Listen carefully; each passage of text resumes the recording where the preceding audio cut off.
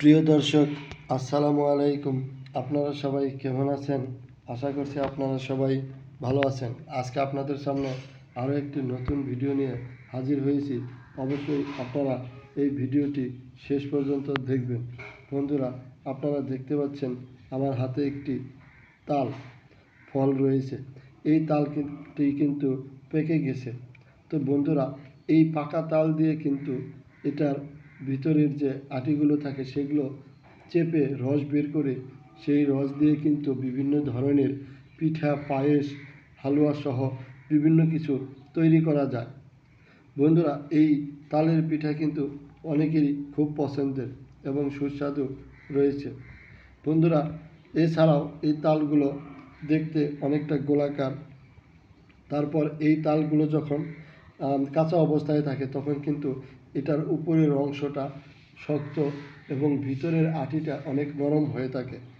বিশেষ করে গরমের দিনে কিন্তু সবাই এই তালের আটি খেতে পছন্দ করে এবং খেতে ভালোও লাগে, অনেক সুস্বাদু লাগে।